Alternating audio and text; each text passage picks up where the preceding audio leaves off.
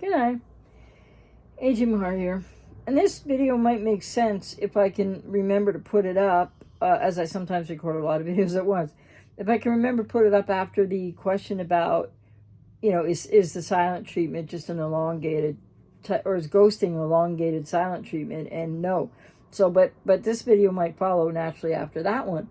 So commenter asks on the video I did that I don't think many people have seen and that I forgot I did and nobody can find it. You know what I'm saying? Borderline Hoover, don't be fooled again. I really think I should start recommending that in other videos so people might find it, because you might find it interesting or helpful. I don't know. So the commenter said, my ex with BPD says she wants to see me, but on her terms. Means I'm not allowed to ask when. If I ask her, quote, hey, do you want to do something today, unquote, then that day is X'd out. And she doesn't work. Oh, so this person's ex doesn't work, sleeps all the time. And when he tells her, I want to see you, and how he misses her, she'll be like, be patient. That's what the commenter said. She'll say maybe, I guess, be patient. I'm going to tell you when. And that his ex tells him that he shouldn't anticipate things. And that, okay, now the commenter says, I feel guilty for messing it up all the time, as after a few days I feel like she doesn't really want to see me and complain. The rest of the time, sorry, it's hard to read this, to zero telling me his ex will tell her that he went overboard again and that he never gives her time to come to him. Well, this can vary with different people with BPD when this scenario arises, where they keep telling you. I have another video.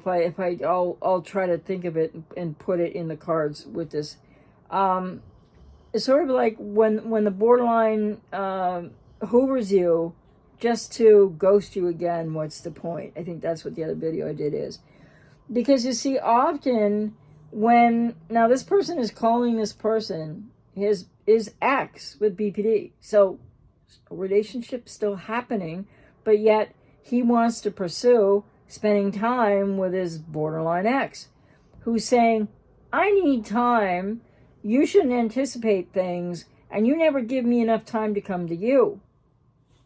Well, could that be true for somebody with BPD, like saying, but your exes, but saying, you never give me enough time to come to you? They could feel that way. But does that mean that they're really ever intending to come to you? Likely not. So this person has probably been ghosted. But has probably been discarded. But the person is still answering. But you see, if you get in a situation with a borderline ex, you need to be really careful, because they're moving further and further away. Then the question would come up, what are they up to now? Because they don't all, this wouldn't be cheating because they're exes, but they don't all move on to the next person really quickly, but many do. So why would they have you in a holding pattern of, just, kind of don't bother me, don't anticipate, you keep contacting me, you don't give me time to come to you? It's usually borderline code for, I'm kind of exploring something else, but if it doesn't work out, you never know, like maybe I'll head on back to you. But they don't say that, right? So this person has really probably been discarded. And the only way he'll hear back from his BPD ex is if and when whatever she's up to now, and with whomever she's up to it now, which isn't technically cheating because they're technically exes, then she'll come back. Then she'll hoover this ex, and she will then want him back, but only for what she needs, right? In the manner in which that people with BPD hoover back to the last or second last ex or who's ever available, just still want to try again.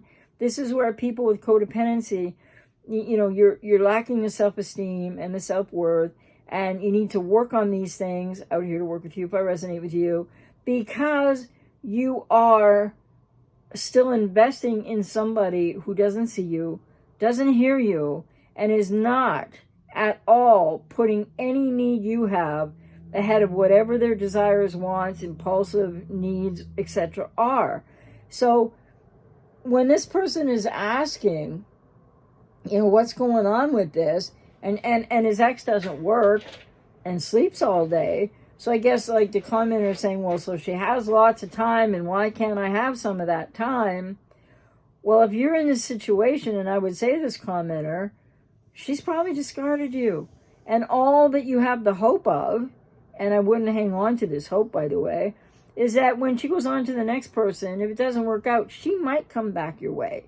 But if she comes back your way, you're getting sloppy seconds, or thirds or fifths or whatever by that point, and you need to have more self-respect for yourself.